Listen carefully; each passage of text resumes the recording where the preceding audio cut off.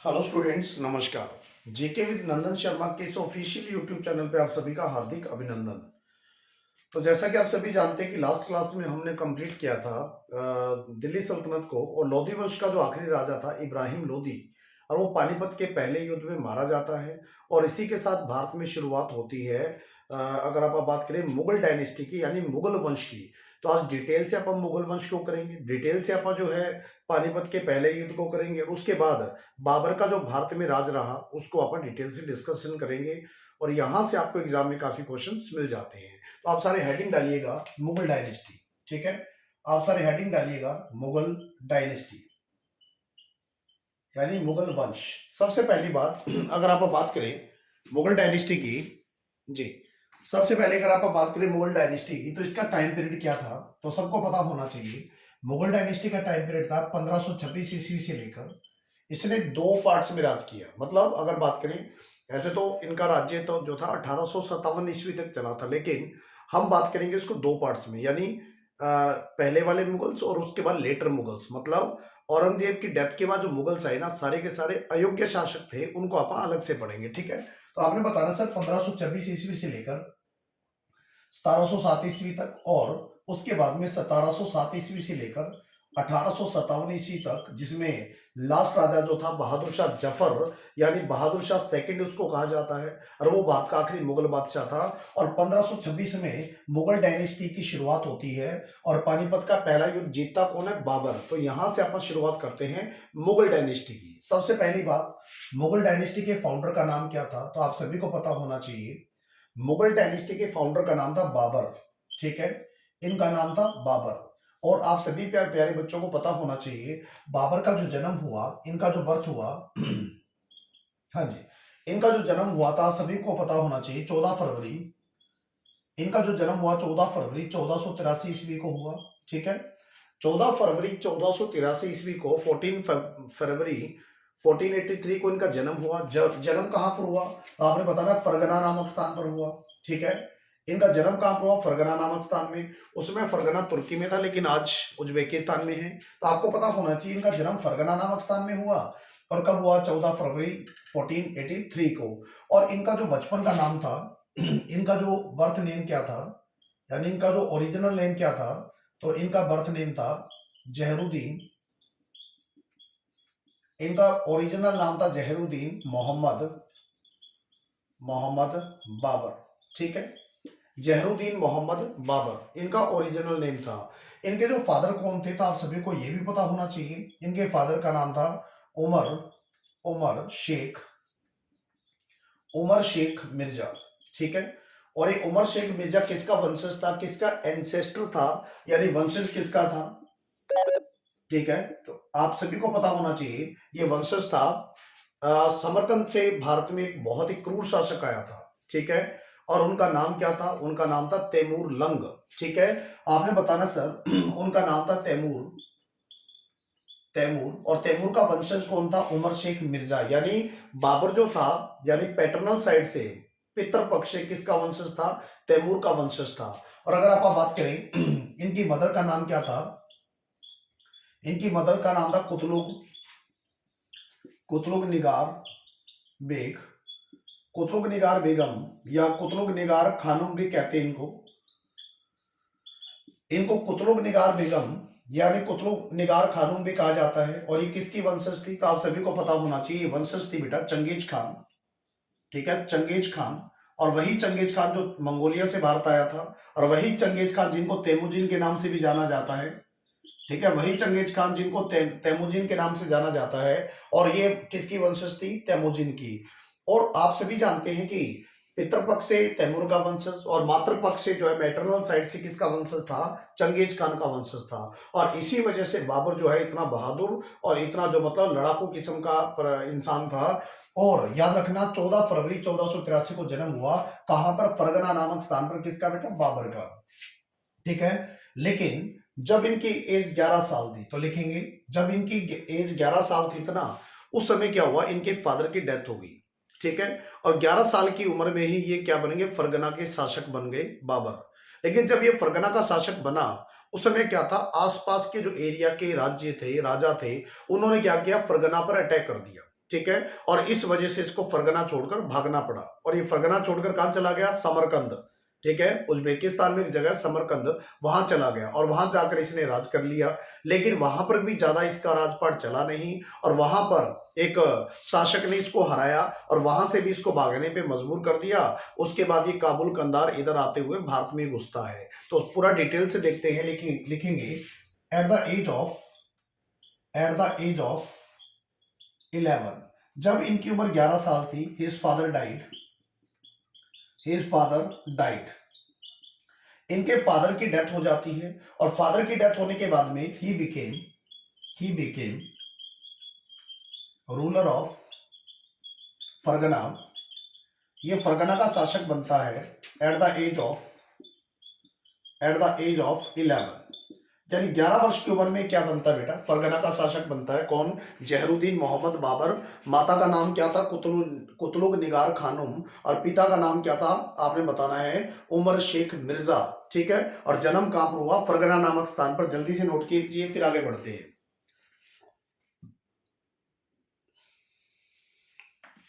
ठीक है, तो 11 साल की उम्र के अंदर इनको शासक बना दिया फरगना का, ठीक है। लेकिन मैंने आपको बताया कि, और फरगना का शासक 11 साल की उम्र में बना, तो कब बना, 83-10-93, यानी 1494 के अंदर, ठीक है। यानी फरगना का शासक बना कब, 1494 ईस्वी के अंदर।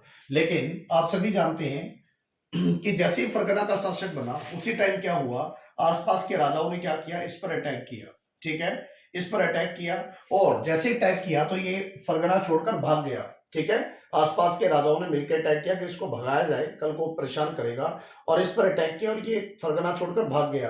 और कहां चला गया, समरकंद। तो लिखेंगे 1194 के अंदर ये अपनी छुटमुट जो थोड़ी बहुत सेना थी वो लेकर चला गया समरकंद, और समरकंद जाके इसने वहां पर अटैक किया और वहां पर अपना राज्य स्थापित कर लिया। तो 1194 ईस्वी के अंदर ही बिकेम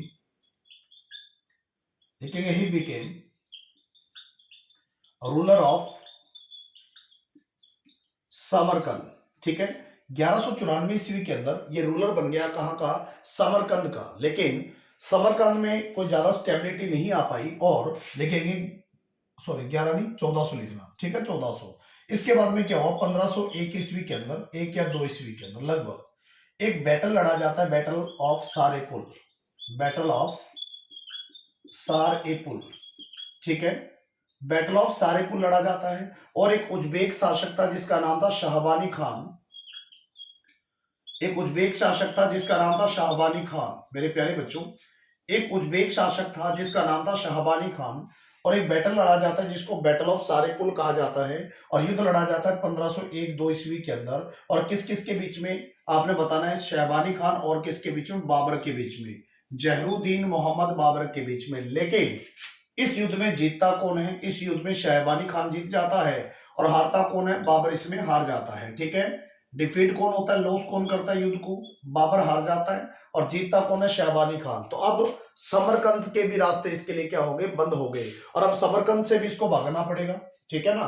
बाबर को अब समरकंद से भी भागना पड़ेगा प्यारे बच्चों। तो आपको यहां तक सभी को समझ आया, और समझ आया तो इसको जल्दी से नोट कीजिएगा, फिर मैं इसको इरेज करके फिर आगे बढ़ते हैं। आप जल्दी से कीजिए, आप सारे इसको 1 मिनट में नोट डाउन।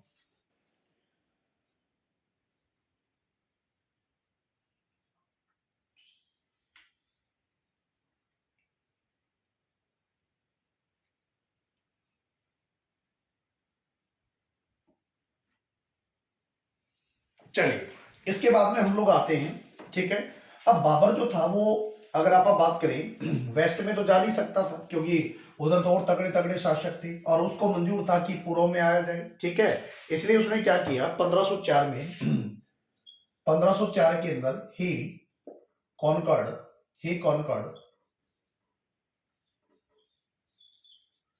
होता है जीतना, he conquered Kabul and Kandahar, ठीक है।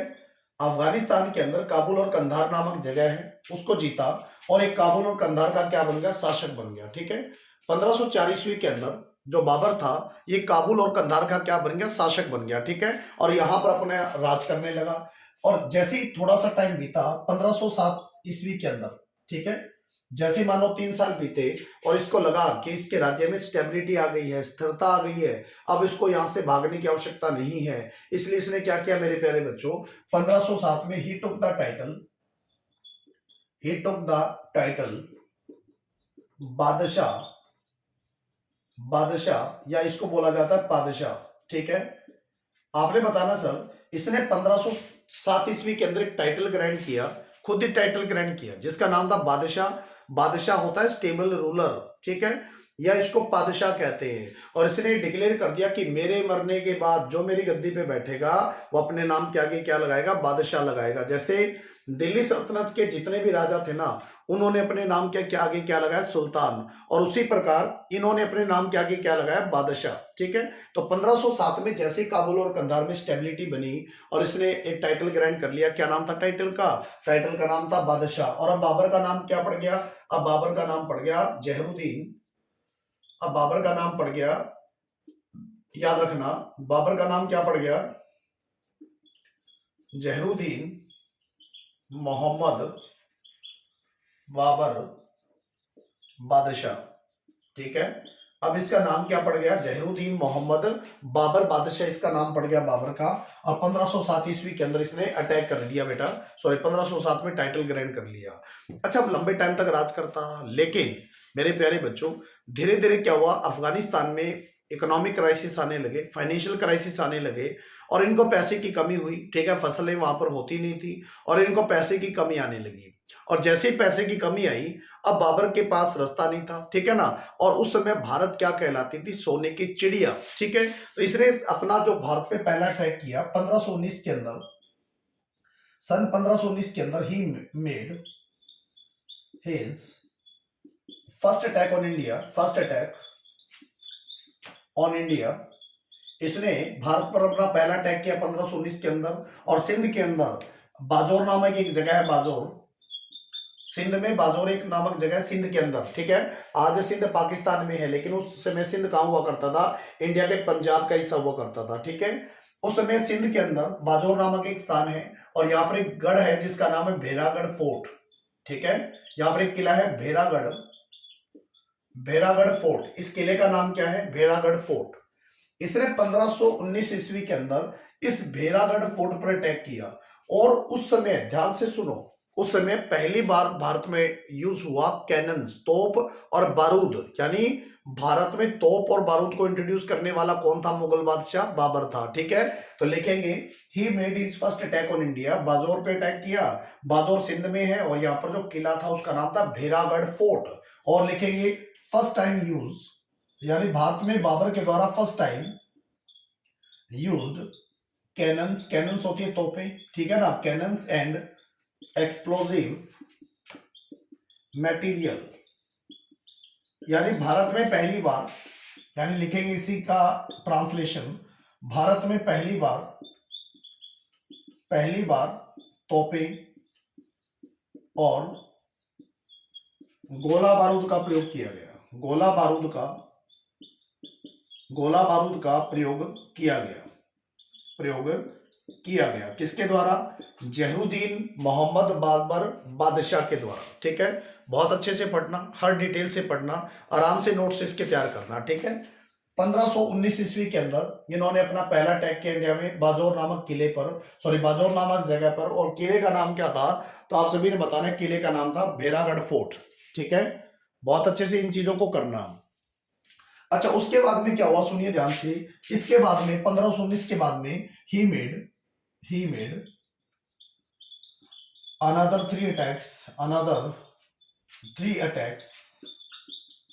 on India। इसने अन्य 3 और अटैक इंडिया पे किए। ठीक है, लेकिन 1526 ईस्वी के अंदर क्या हुआ मेरे प्यारे बच्चों, ध्यान से समझना। ठीक है, 1526 में क्या हुआ, उस समय भारत का राजा कौन था, लोधी वंश का राजा था। और लोधी वंश का राजा कौन था, तो उसका नाम था इब्राहिम लोधी। ठीक है, और उसका एक परिवार का पर्सन था आलम खान लोधी। ठीक है, और वो ये चाहता था कि इब्राहिम लोधी को गद्दी से हटा दिया जाए। ठीक है, और उसका जो एक पंजाब का सूबेदार था उसका नाम था दौलत खान लोधी।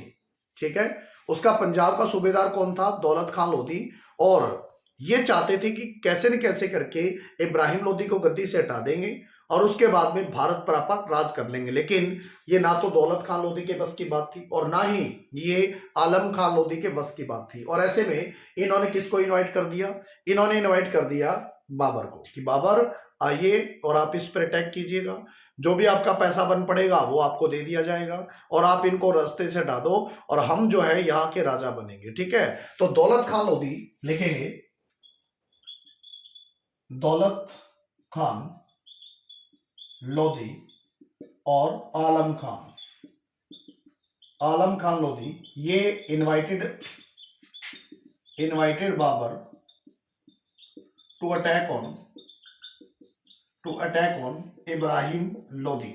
ठीक है, आप भारत आइए और आप किस पर अटैक कीजिए? इब्राहिम लोधी पे अटैक कीजिए। इनवाइट किसने किया? दौलत खान लोधी ने। कहां का सूबेदार था? लाहौर का सूबेदार था, यानी पंजाब का सूबेदार था। लाहौर भी तो पंजाब का हिस्सा था। ठीक है, और उसके बाद में आलम खान लोधी, ठीक है, जो कि चाचा था किसका? तो आप सभी जानते हैं कि इब्राहिम लोधी का।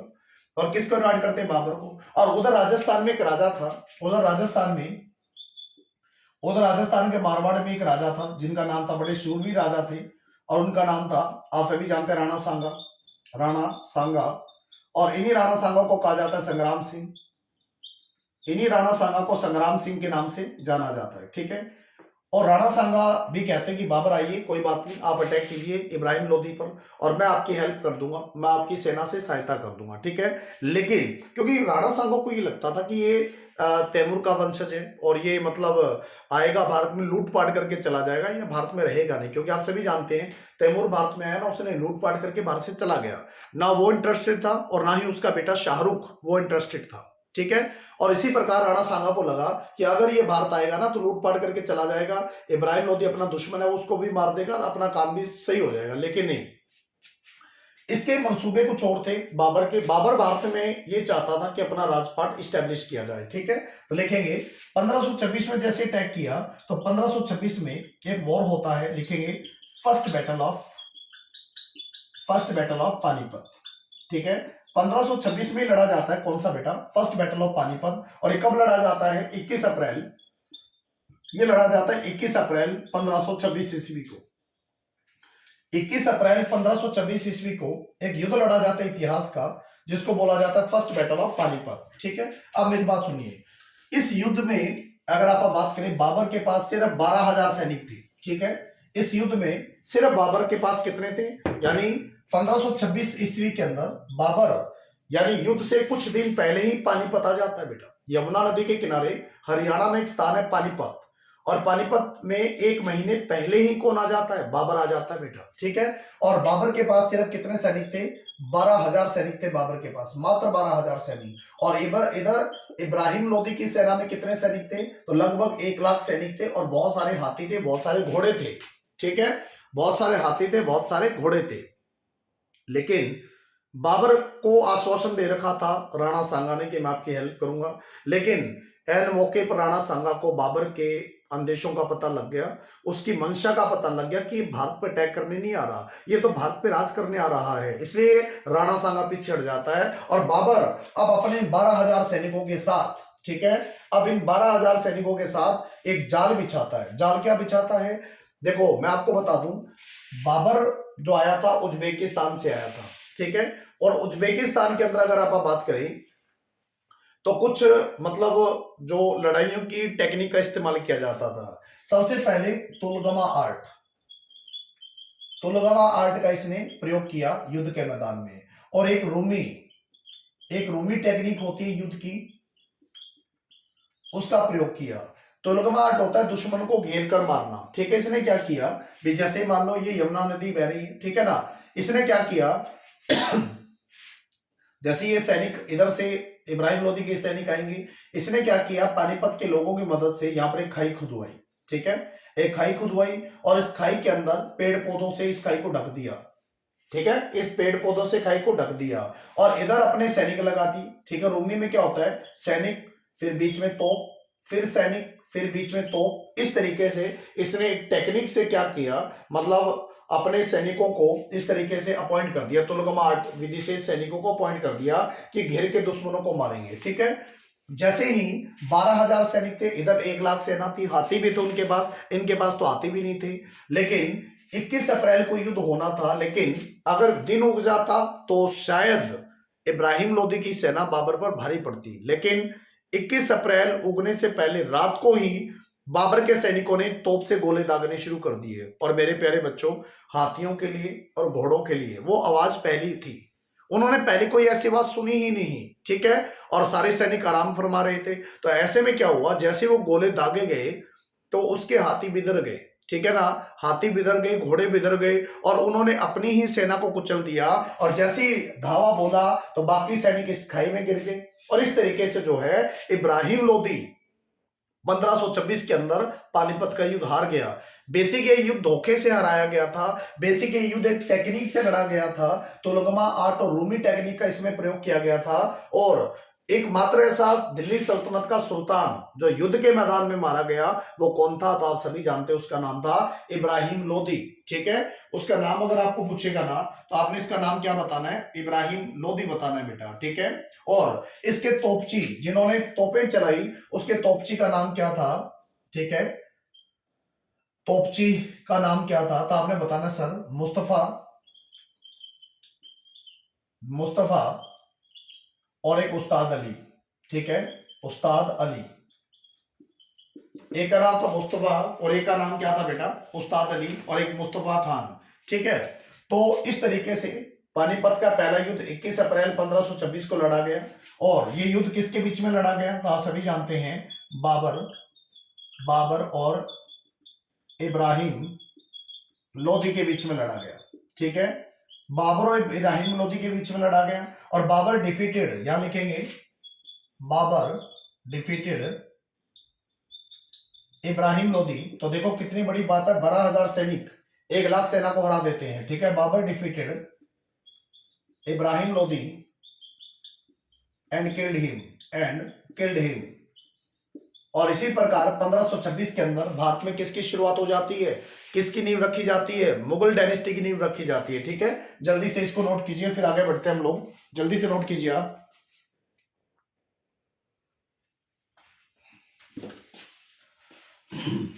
बहुत अच्छे टॉपिक है ये, इन टॉपिक्स को बहुत अच्छे आप लोगों ने करना है, ठीक है। अगर वीडियो में एक बार ना समझ आए दूसरी बार वीडियो देख लेनी आप सभी ने।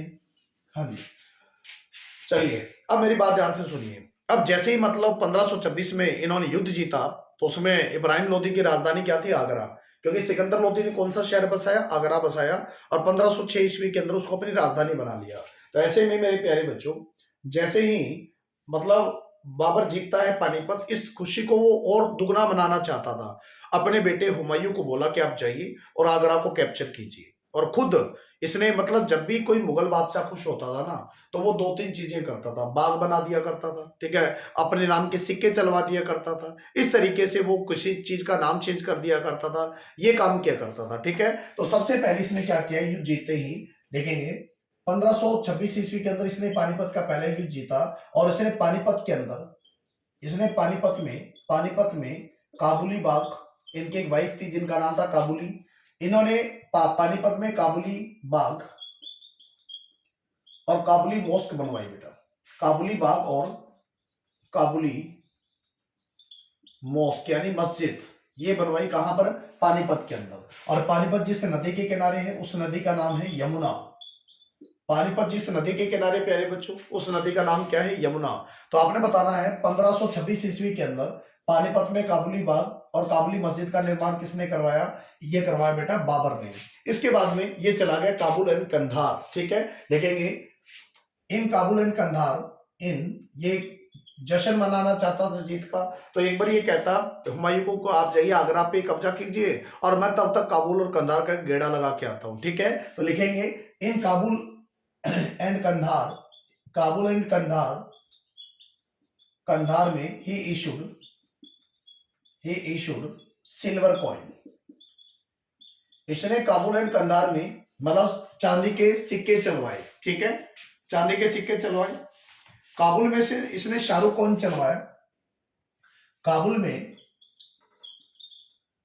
इसने शाहरुख कॉइन चलवाया, शाहरुख कॉइन। और कंधार में इसने, अगर आप बात करें कंधार में इसने कौन सा सिक्का चलवाया, बाबरी बाबरी कॉइन चलवाया, ठीक है।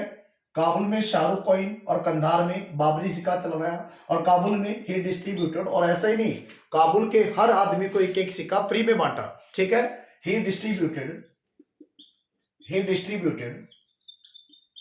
1 कॉइन टू ईच, हर पर्सन को फ्री, यानी कि बिल्कुल मुफ्त के अंदर एक एक सिक्का बांट दिया काबुल के अंदर। और इसी वजह से काबुल के लोगों ने, इसी वजह से काबुल पीपल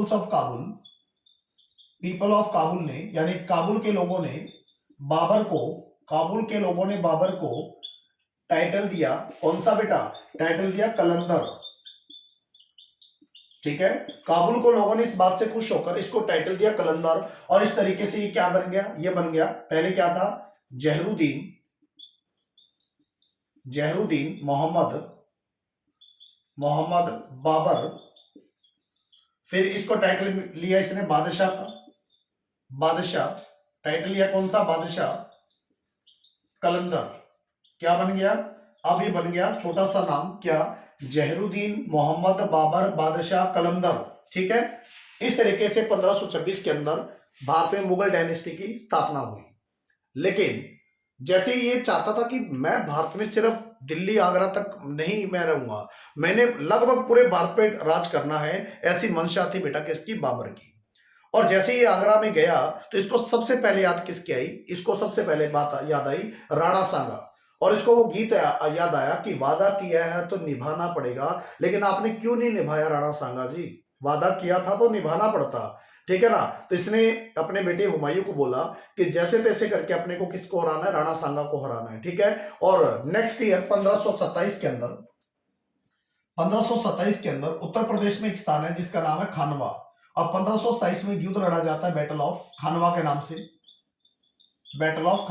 से युद्ध लड़ा जाता है। खानवा उत्तर प्रदेश में आगरा के पास है, ठीक है। और युद्ध लड़ा जाता है मारवाड़ के राजा, ये युद्ध लड़ा जाता है मारवाड़ के राजा राणा सांगा और किसके बीच में बेटा, ये लड़ा जाता बाबर के बीच में। लेकिन राणा सांगा को हराना इतना आसान नहीं था, इतना आसानी से हारने वाला इंसान नहीं था, बड़ा शूरवीर आदमी था, ठीक है। एक हाथ था इसके पास में, और उसके बाद भी कोई भी इंसान इनसे लड़ने से डरता था, क्योंकि इनका नेतृत्व तो बड़ा कुशल था, बाजुओं में ताकत बहुत थी, और महाराणा प्रताप के दादाश्री थे, तो आप जान लो कितने पराक्रमी इंसान होंगे। अब इस युद्ध के अंदर क्या होता है, जैसे ही बाबर की सेना, मेरे प्यारे बच्चों ध्यान से सुनो, अगर कोई कह देगा कि बाबर ने हरा दिया, नहीं, ये इंसान हारने वाला था ही नहीं, ठीक है। तो जैसे ही पहले खानवा का युद्ध होता है, राणा सांगा बाबर की सेना भिड़ती है, तो बाबर की सेना जो है ना, उनके छक्के छुड़ा दिए जाते हैं, ठीक है। और मैदान छोड़ के बाबर की सेना भाग जाती है और वापस आगरा चली जाती है, ठीक है। अब बाबर के सामने एक बात थी कि या तो यहां से छोड़ के काबुल और कंधार चले जाएं, ठीक है, नहीं तो आज अगर काबुल और कंधार चले गए तो भारत में कभी भी इनके पैर नहीं लगने वाले। तो ऐसे में क्या था, बाबर ने अपने बच्चे कुछ सैनिक जो थे ना, क्योंकि जब आदमी जो है ना, मान लो खुद अपने हार जाता अपने आप से, तो वो किसी न किसी चीज का सहारा लेता है, और ऐसे में बाबर ने धर्म का सहारा लिया। बाबर ने अपने सैनिकों को बोला कि हम लोग भारत में हैं इस्लाम को जिंदा करने के लिए, और ऐसे में अगर आज हमें इस्लाम की सेवा करनी है तो आज हमें लड़ना पड़ेगा, इन काफिरों को मारना पड़ेगा, ठीक है। और उसने एक नारा दिया, एक स्लोगन दिया जिहाद का, ठीक है। और जिहाद क्या होता है बेटा, जिहाद होता है धर्म युद्ध, कि आज हम जो है किसी के लिए नहीं लड़ रहे, आज हम लड़ रहे हैं अपने धर्म के लिए। तो जिहाद का नारा दिया, और जिहाद का जब नारा दिया तो लिखेंगे फर्स्ट टाइम जो स्लोगन दिया गया, स्लोगन किसका बेटा, जिहाद। और जिहाद का मतलब क्या होता है, धर्म युद्ध। क्वेश्चन आएगा कि किस युद्ध के दौरान बाबर ने जिहाद का नारा दिया, तो आपने बताना सर ये नारा दिया था बैटल ऑफ खानवा के दौरान, क्योंकि सेना हार चुकी थी, ठीक है। और अपने आप को एक टाइटल ग्रांट किया, अपने आप को टाइटल कौन सा, अपने आप को टाइटल दिया गाजी का। गाजी होता है वॉरियर, गाजी का मतलब काफिरों को मारने वाला, ठीक है। और इस तरीके से बाबर का नाम पूरा क्या पड़ गया, जहरूद्दीन मोहम्मद बाबर बादशाह कलंदर, आपने बताना गाजी, ये इसका पूरा नाम पड़ गया, ठीक है। फर्स्ट टाइम स्लोगन दिया किसका, धर्म युद्ध का, यानी जिहाद का। और इस दौरान बाबर की सेना बड़ी बहादुरी से लड़ी, और जैसे ही जाके लड़ने लगी तो बंदूक से एक गोली जो थी वो किसके लग गई, वो लगी राणा सांगा के। और राणा सांगा की जब गोली लगी तो राणा सांगा अचंचेत होकर गिर गए और उनको युद्ध के मैदान से बाहर ले जाया गया। और उसके बाद राणा सांगा का साथ किसने दिया मेरे प्यारे बच्चों? बैटल ऑफ खानवा जब हुआ ना, तो राणा सांगा का साथ किसने दिया? राणा सांगा का साथ दिया मेरे प्यारे बच्चों, एक तो लिखेंगे मालवा का शासक, मालवा का शासक मेदिनी राय। मालवा आज के टाइम में उत्तर मध्य प्रदेश वाला एरिया, ठीक है, मेदिनी राय, ठीक है, मेदिनी राय। और दूसरा बंगाल का शासक था महमूद लोदी, जो कि इब्राहिम लोदी का भाई था, महमूद लोदी। और ये अब राणा सांगा के साथ मिलकर लड़ना चाहते थे, क्योंकि उनको पता था देश में ताकतवर दुश्मन आ चुका है बाबर, और उसको मारना है तो साथ लड़ेंगे। लेकिन जैसे ही दूसरी बार युद्ध होता है, राणा सांगा की गोली लग जाती है, और अब मेदिनी राय और महमूद लोदी जो है ये सेना का नेतृत्व करते, लेकिन नेतृत्व इतना कुशल नहीं था जितना राणा सांगा का था। और ये युद्ध फाइनली जो है राणा सांगा हार जाते हैं। राणा सांगा को तो मैदान से बाहर ले जाया गया, और कहा जाता है कि राणा सांगा को जब होश आया तो राणा सांगा ने इस बात पे आपत्ति जताई कि मेरे को युद्ध के मैदान से बाहर क्यों लाया गया, मैं लड़ना चाहता हूं, ठीक है, लेकिन ऐसा नहीं उसका। और उनके बाद में धोखे से उसके बाद में धोखे से जो है राणा सांगा को मार दिए, मतलब जहर दे दिया जाता है, ऐसा माना जाता है, और राणा सांगा को चैप्टर खत्म कर दिया जाता है। तो लिखेंगे बैटल ऑफ खानवा किसने जीता? ये बाबर ने जीता, ठीक है। और किसको हराया? राणा सांगा को। और राणा सांगा का साथ किसने दिया? तो आपने बताया राणा सांगा का साथ दिया मालवा का शासक मेदिनी राय, और महमूद लोदी किसका शासक था? बंगाल का शासक था। और इस युद्ध के बाद में मेरी एक बात ध्यान से सुनना, इस युद्ध के बाद में बाबर का एक सेनापति था जिसका नाम था मीर बाकी, एक सेनापति था जिसका नाम था मीर बाकी, ठीक है, मीर बाकी। और इसको बाकी ताशकंदी भी कहा जाता है, क्योंकि ताशकंद का था, आज उज्बेकिस्तान की राजधानी ताशकंद है, और इसको बाकी ताशकंदी भी कहा जाता है, या ताशकंदी बाकी भी कहा जाता है। इसने क्या किया? इस युद्ध के बाद में इसने अयोध्या के अंदर एक मस्जिद का निर्माण करवाया, और उस मस्जिद का नाम था बाबरी मस्जिद। इस मस्जिद का नाम था बाबरी मॉस्क, यानी बाबरी मस्जिद, जिसका विवाद 1991-92 के अंदर बाबरी मस्जिद को गिराया गया, और राम मंदिर आज वहीं पर बन रहा है, आप सभी जानते हैं, ठीक है ना। तो बाबरी मस्जिद का निर्माण मीर बाकी ने करवाया। किसका सेनापति था? ये बाबर का सेनापति था, ठीक है।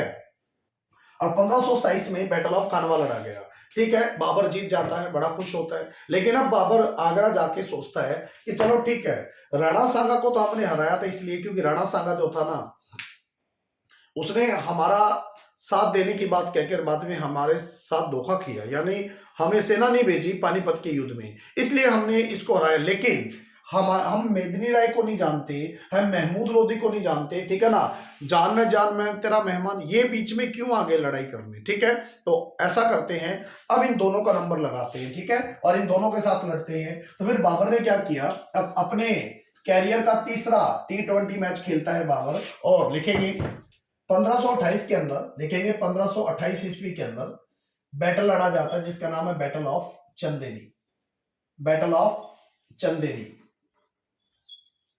ठीक है, बैटल ऑफ चंदेरी। देखो दो बातें आ सकती है, क्वेश्चन आएगा बाबर ने पंजाब पर कितनी बार अटैक किया? 5 बार किया। भेरागढ़ फोर्ट, उसके बाद 3 अटैक मैंने अनदर बताए, और एक पानीपत। पानीपत उस समय हरियाणा नहीं था, पंजाब था उसमें, ठीक है। अगर क्वेश्चन आ गया बाबर ने पंजाब पर कितने बार अटैक किए? 5 बार। बाबर के 5 अटैक थे पंजाब के ऊपर या उसमें इंडिया के ऊपर, 5 अटैक किए थे इसने बाहरी, ठीक है। अब तो 1526 में राजा भी बन गया वो। तो लिखेंगे बैटल ऑफ चंदेरी लड़ा गया 1528 में, और ये लड़ा गया किस किस के बीच में? तो लिखेंगे ये लड़ा गया मालवा के शासक मेदिनी राय, मालवा के शासक मेदिनी राय, और ये लड़ा गया बाबर के बीच में, ठीक है। और बाबर ने बड़े ही निर्दयी तरीके से Babur defeated and killed, Babur defeated and killed Medini Rai. Babar मेदिनी राय को हरा देता है, उसको मार देता है, उसका सर धड़ से अलग कर देता है, और अपने ही वंशज तैमूर की तरह, मतलब वहां पर अगर बात करें चंदेरी के अंदर जो मतलब सैनिक मरे थे उनके सर काटकर सरों की एक मीनार बनवा देता है, ठीक है। उनके जो धड़ थे, सर थे, उनको काटकर उनकी एक मीनार बनवा देता है, वहां पर जश्न मनाता है, और अपने सैनिकों को आदेश देता है जाइए और मेदिनी राय की महल में जितनी महिलाएं हैं उनको उठा लो और उनको अपनी पत्नियां बना लो, ठीक है। लेकिन हिंदू धर्म में आप सभी जानते हैं कि एक प्रथा थी, सती प्रथा, ठीक है। और ऐसे में सती प्रथा जोहर, जिस सती भी जोहर होता है कि अपने सतीत्व की रक्षा के लिए जब महिलाएं एक सामूहिक रूप से कोई आग वगैरह में जलकर या पानी में कूदकर अपनी जान दे देती है, उसको बोलते हैं जौहर। ठीक है, तो लिखेंगे जैसे ही मतलब वो सैनिक बढ़ते हैं उस महल की तरफ, उससे पहले ही महल में स्त्रियों ने अपने आप को आग लगा ली और जौहर में अपने प्राण त्याग दिए। और पहली बार बाबर ने क्या देखा? जौहर देखा। ठीक है, तो लिखेंगे बाबर ने पहली बार, लिखेंगे बाबर ने पहली बार जौहर देखा। ठीक है, जौहर देखा। ठीक है, जिसमें महिलाएं ने अपने सतीत्व की रक्षा के लिए अपने आप को आग लगा ली, अपने आप को जीवन त्याग दिया, उसको बोला जाता है जौहर। और पहली बार जौहर कब देखा? बैटल ऑफ चंदेरी के दौरान देखा। लेकिन बैटल ऑफ चंदेरी जब जीत चुका था, शाम को जश्न मनाया जा रहा था, सैनिक खाना खा रहे थे और गोश्त यानी मांस मीट खाया जा रहा था, उस दौरान बाकी सैनिक तो जो खा रहे थे वो मतलब हाथों से या चम्मच से खा रहे थे, लेकिन एक सैनिक ऐसा था जो कि गोश्त खा रहा था, मीट मांस खा रहा था, तलवार को मांस में मतलब गोंद कर और तलवार से वो मतलब खा रहा था। और उस पर नजर पड़ती है बाबर की। तो बाबर अपने बेटे हुमायूं मीर बाकी को बुलाता कि भाई ये बंदा कौन है? ठीक है, कह जी हमारा सैनिक है, कि इस पर विशेष ध्यान रखो, इस बंदे पर मेरे को अद्भुत तेज नजर आ रहा है। तभी तो कहा जाता ना कि पूत के जो पांव होते हैं ना, पालने में पछाने जाते हैं। ठीक है, तो जैसे ही मतलब वो बात कर रहे थे तो वो बात जो है उस सैनिक के दिमाग में, उसके कानों में पड़ जाती है और उस सैनिक के दिमाग में बात आती है कि इससे पहले कि बाबर तेरे को मरवा दे, तू यहां से निकल जा। ठीक है, और वो जाते टाइम सैनिकों को कह के गया था, बाकी सैनिकों को, कि अगर मैं जिंदा रहा, ठीक है ना, तो भारत से मैं मुगलों का नामो निशान मिटा दूंगा। और वो सैनिक था शेरशाह सूरी। ठीक है, वो सैनिक कौन था? शेरशाह सूरी। और अगर क्वेश्चन आए कि शेरशाह सूरी ने बाबर की तरफ से कौन सा युद्ध लड़ा, तो वो आपने बताना है बैटल ऑफ चंदेरी लड़ा था। ठीक है, और ये युद्ध कब हुआ? 1528 के अंदर। उसके बाद में बात करते हैं, हाँ जी जल्दी से आप इसको नोट कीजिए। हाँ जी, इसके बाद में पहली बात देखो जरा क्या हुआ। तो बैटल ऑफ पानीपत 1526 में, उसके बाद में बैटल ऑफ खानवा 1527 में, और बैटल ऑफ चंदेरी 1528 के अंदर। इसके बाद में और शेरशाह सूरी ने बाबर की तरफ से कौन सा युद्ध लड़ा? तो आपने बताना बैटल ऑफ चंदेरी लड़ा था 1529 ईस्वी के अंदर। और जाके किससे मिल जाता है? महमूद लोदी से मिल जाता है। महमूद लोदी क्या था? अफगान था, क्योंकि लोदी क्या थे? अफगान थे। तो 1529 के अंदर एक युद्ध लड़ा जाता है बैटल ऑफ घाघरा, उत्तर प्रदेश में घाघरा नदी के किनारे युद्ध लड़ा जाता है जिसका नाम है बैटल ऑफ घाघरा। और युद्ध लड़ा जाता है किसके बीच में? आपने बताना है बाबर और अफगान के बीच में लड़ा जाता है। अफगान के बीच में। अफगान कौन था? महमूद लोदी। अफगान कौन था? महमूद लोदी। ठीक है, और इसका साथ कौन देता है? इसका साथ देता है शेरशाह सूरी। शेरशाह सूरी इसका साथ देता है, शेरशाह सूरी। और युद्ध लड़ा जाता है 1529 में बैटल ऑफ घाघरा। पहली बात तो इस युद्ध में एक ऐसा युद्ध, ये एक ऐसा युद्ध था, एक ऐसा युद्ध जो लैंड और वाटर यानी पानी और जमीन पर लड़ा गया। ठीक है, यानी थल यानी जमीन और जल यानी वाटर। एक ऐसा युद्ध जो जल और थल पे लड़ा गया, यानी पानी में भी लड़ा गया और जो युद्ध जो है जमीन पर भी लड़ा गया। कौन सा युद्ध था? Battle of Ghaghra. लेकिन इस युद्ध के अंदर बाबर जो है डिफीटेड, देखेंगे बाबर डिफीटेड। इस युद्ध में बाबर डिफीटेड किसको बेटा? आपने बताना है महमूद लोदी को हरा देता है, लेकिन महमूद लोदी भागने में सफल हो जाता है। ठीक है, और इस तरीके से बाबर ने अपने जीवन का चौथा युद्ध भी जीत लिया। लेकिन इस युद्ध में क्या हुआ? बाबर वाउंडेड हो जाता है, जख्मी हो जाता है इस युद्ध के दौरान। ठीक है, और 1530 में अपने जख्मों के कारण 1530 के अंदर बाबर डाइट।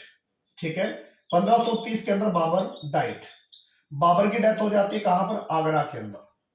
आगरा में बाबर की डेथ हो जाती है और इसको दफना दिया जाता है, इसको दफना दिया जाता है आगरा के आराम बाग के अंदर।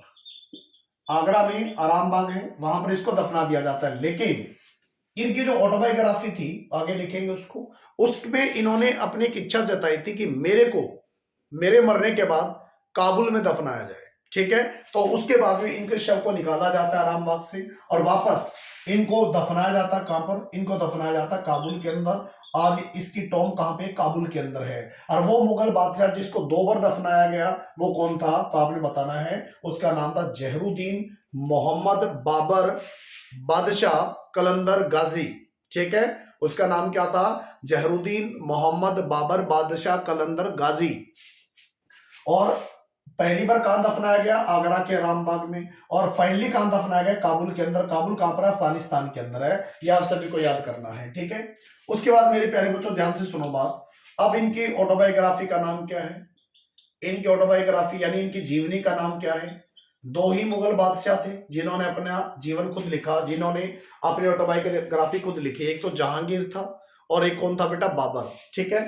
बाबर की ऑटोबायोग्राफी का नाम क्या है? तुजक, तुजक ए बाबरी। इसका नाम है तुजक ए बाबरी। और किस भाषा में लिखी गई? तुर्की भाषा में। टर्किश लैंग्वेज के अंदर लिखी गई, तुर्की भाषा में लिखी गई, याद रखना। और तुर्की भाषा को क्या कहा जाता है? चगताई लैंग्वेज कहा जाता है। इसी भाषा को चगताई लैंग्वेज के नाम से जाना जाता है, ठीक है। या तो क्वेश्चन आएगा चगताई लैंग्वेज, और या क्या आएगा आपने बताना है? Turkish language. और इसी बाबरी तुजुक ए बाबरी जो ऑटोबायोग्राफी है बाबर की, और इसी अगर बात करें तुजुक ए बाबरी का ट्रांसलेशन अकबर के टाइम हुआ था। अगर बात करें अबुल रहीम खान ए खाना, ठीक है। आपने बताना सर अब्दुल रहीम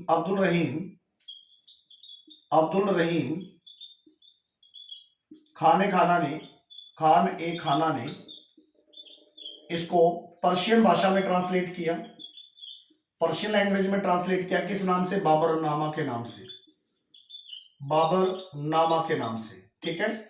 इसी अब्दुल रहीम खान ए खाना ने इसको पर्शियन भाषा में, फारसी भाषा में ट्रांसलेट किया, टर्किश भाषा से, और इसका क्या नाम रखा गया? बाबरनामा। तो ऑटोबायोग्राफी का नाम तुजक ए बाबरी। दूसरी बात, इसने तुजक ए बाबरी के अंदर 7 भारतीय राजाओं का जिक्र किया है, 7 भारतीय राजाओं का जिक्र किया, ठीक है। और जिसमें 5 मुसलमान थे, 5 मुस्लिम किंगडम के किंग्स थे बेटा, जैसे 5 मुस्लिम किंग्स थे। इसने अपनी मतलब ऑटोबायोग्राफी में 7 भारतीय राजाओं का जिक्र किया, जिसमें 5 मुस्लिम शासक थे। और सबसे स्ट्रॉन्गेस्ट किसको बोला? सबसे पावरफुल किसको बोला इसने? सबसे पावरफुल बोला कृष्णदेव राय। और कृष्णदेव राय विजयनगर एम्पायर का राजा था, ठीक है। कृष्णदेव राय विजयनगर एम्पायर का राजा था, ठीक है। और दूसरी बात, इनका समकालीन सिख गुरु कौन थे? लिखेंगे कॉन्टेम्परेरी सिख गुरु। इनके दौरान जो सिख गुरु साहिबान थे कौन थे? तो आपने बताना श्री गुरु नानक देव जी, श्री गुरु नानक देव जी। और इन्होंने बाबरवाणी भी लिखी, जिसमें इन्होंने बाबर के जो अत्याचार थे उनके बारे में जिक्र किया, ठीक है। तो कंटेम्परेरी यानी समकालीन सिख गुरु साहिबान कौन थे? श्री गुरु नानक देव जी थे। और सबसे पावरफुल राजा किसको माना? कृष्णदेव राय, विजयनगर एम्पायर का राजा था। उसके बाद में क्वेश्चन आएगा, ढोल नगाड़ों का शौकीन राजा कौन था? ढोल नगाड़ों या बाग बगीचों का शौकीन राजा, क्योंकि ये जो बाबर था ना, ढोल नगाड़ों और बाग बगीचों का बड़ा शौकीन राजा था, ठीक है। जहां पर भी जाता 1-2 बाग बनवाई देता था, ठीक है। इस तरीके से 1530 के अंदर बाबर की डेथ हो जाती है। और बाबर का जो टाइम पीरियड रहता है, बाबर का टाइम पीरियड 1526 से लेकर 1530 तक रहता है। नेक्स्ट इसी का बेटा हुमायूं राजा बनेगा, और इसको हम नेक्स्ट लेक्चर में कंप्लीट करेंगे। तो उम्मीद है जो मैंने आज पढ़ाया था वो आप सभी को समझ आया होगा, ठीक है। जो भी आपको पढ़ाया वो अच्छे से समझ आया होगा, और इसको आपने बहुत बढ़िया से करना है, ठीक है। तो चलिए आज के लिए इतना ही। बहुत बहुत धन्यवाद। आप सभी का दिन शुभ रहे।